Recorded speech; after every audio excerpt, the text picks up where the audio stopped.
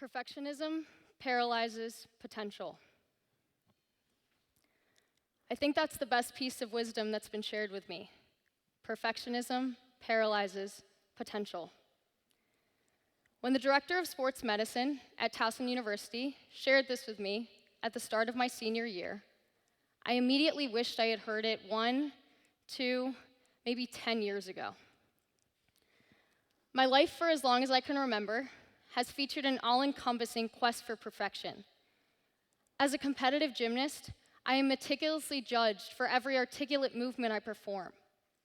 My score, beginning at the perfectionistic ideal of a 10.0, and aggressively deducted to highlight all of my mistakes.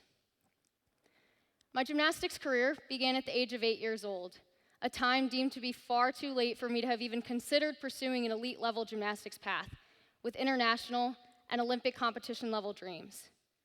Yet growing up in Los Angeles, California, offered the luxury of attending NCAA competitions at UCLA, and I marveled at the genuine joy that seemed to fill all of Pauley Pavilion. I idolized those collegiate competitors, or as we called them, the older girls, and promised myself that one day, that little girl in the wooden stands would compete in college too. I dedicated my life to the rigorous demands that accompanied this goal, training 6 hours a day, about 5 or 6 days each week, beginning at age 11. And I made sure everyone around me knew I was a gymnast as well. If I didn't say it out loud, it was quite evident since the top of my leotard peered through my shirt every single day of middle school. For some reason, I guess I just thought it would take too much time to change when I got to the gym for practice. Really, I didn't want to waste a second in the gym. High school marked the start of my experiences with high-functioning depression, a seemingly paradoxical mental illness, beginning with its name. While this form of depression is not a published medical diagnosis, the term is venturing its way throughout the health world. High-functioning depression features individuals whose symptoms do not fully match major depressive disorder, and who appear to the public eye as put together, accomplished, and thriving. But these individuals struggle with dysthymia, a low-grade persistent depressive disorder, and oftentimes continue their high-achieving lives with intense determination to withhold seeking help. Yet nearly half of all cases in the United States are classified as severe. High-functioning depression may be subjective, as the concept of success is appropriated to every individual. But for me, it feels like playing dress-up. My mother was an actress, and a very good one, to say the least. She performed in a Broadway show at age 18. Growing up, I too loved to act, which usually just meant playing dress-up with my sisters, performing our own shows crafted from our imagination. I like to think I was pretty good too, but as my athletic pursuits intensified, I chose my sport over my passion for acting. Upon reflection, I suppose I never truly gave it up. High-functioning depression allowed the opportunity to act again, this time in secret and on a far more frequent basis. Every day felt like adapting this strange yet familiar character, distinct by her genuineness and her grit. I've heard mental illness referred to as a hidden epidemic, and that simple phrase speaks volumes of truth. Not only did I hide it from the world, I did my absolute best to hide it from myself. I believed that the work ethic I was so proud of was accidental. You see, I had to work hard to prove to my contradicting mind that maybe if I just did enough, I wouldn't be totally worthless. At the start of my junior year of high school, the opportunity to commit to an exclusive roster spot on the Division I gymnastics team at Towson University presented as a dream come true. From the moment I expressed my verbal NCAA commitment, I created a countdown on my phone, eagerly marking off the days until I would get to move into the dorms, a time I signified as the beginning of the most perfect 4 years of my life. I envisioned I would demonstrate perfection across the board, a 4.0 in the classroom, a competitive lineup spot in the gym, and living alone across the country with ease. Anything less would be unacceptable. Well, I carried my high-functioning depression in my suitcase all the way to Towson, and every slight stray from perfection was met with harsh, self-inflicted punishment. Soon, my functional depression was no longer functional. I refused to admit that I was struggling, instead reiterating to myself that I was just being dramatic. I repeated the same phrases I had heard in the gym for years. Get out of your head and stop thinking so much, believing that depression was just the latest excuse I was using to justify falling short of perfection. At the same time, I feared that if I let go and gave in to the loneliness, the fear, and the pain that my depression exuded, this all-encompassing illness would kill me.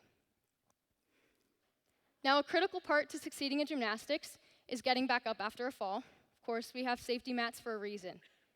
And while I expected to fall at least a few hundred times learning a new skill in the gym, I expected that challenges would present during my journey. I just didn't expect the downward spiral that lay ahead. Now, striving for perfection was not the root of my suffering. Rather, it lay in the stubborn and narrow focus on the flaws and failures that I perceived to plague my life. My father always said, "Olivia, you are the most resilient person I know."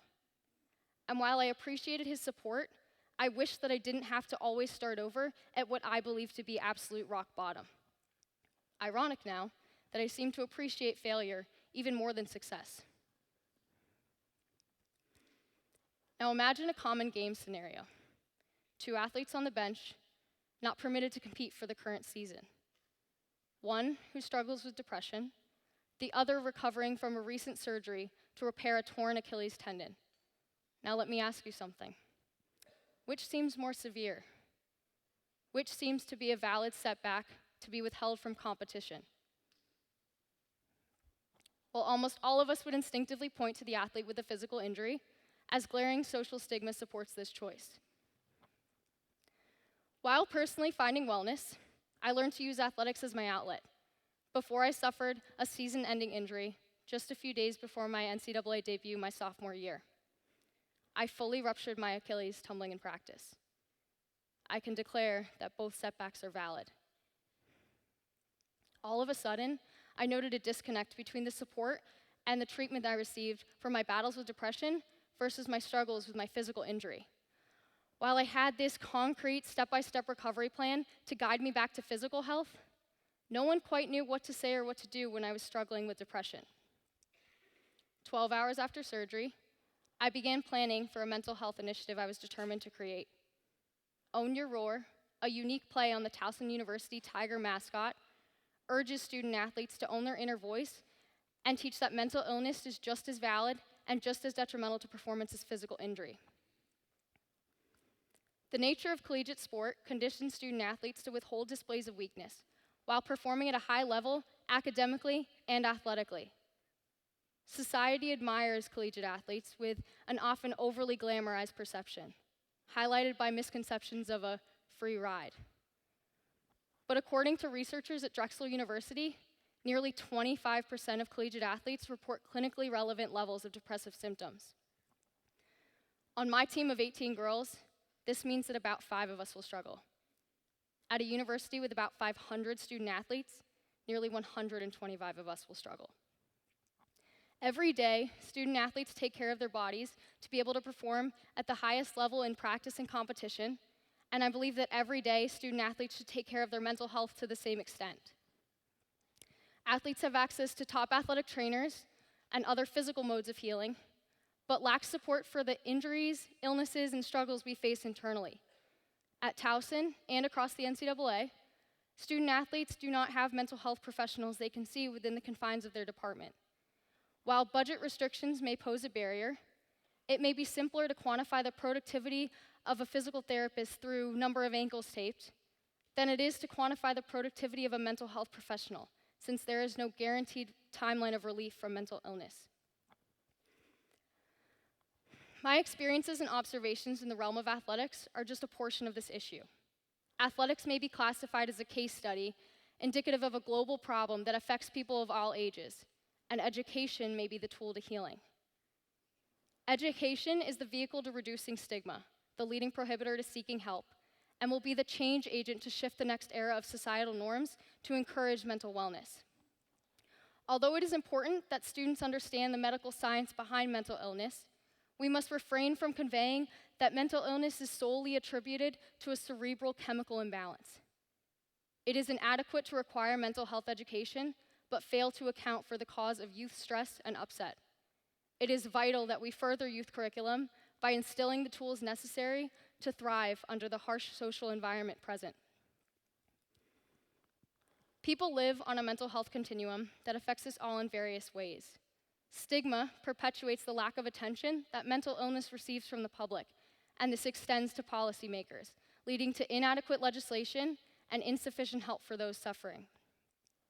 A 2017 Mental Health America report details the disparity, noting that 1 in 5 struggling adults are unable to get care. The mentally ill face up to 7 times greater obstacles of getting care, and nearly half of those restricted are by expense. But with accessible resources, people will be able to achieve and maintain mental wellness.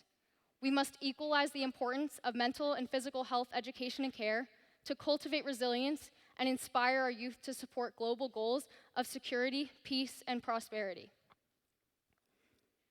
Own Your Roars program highlights this philosophy with implementation of a curriculum-guided mentorship program. Through boosting the student-athlete support system, this presents an alternative solution to increasing clinical staff. From UCLA's Bruin Brave initiative to James Madison University's Duke's Let's Talk campaign, Own Your Roars model is being appreciated nationwide.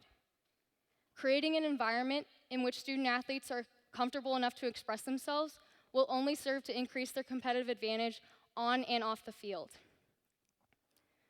Perfectionism may paralyze our potential, but shifting our perception to value mental health will be the instrument to optimizing our potential. Thank you.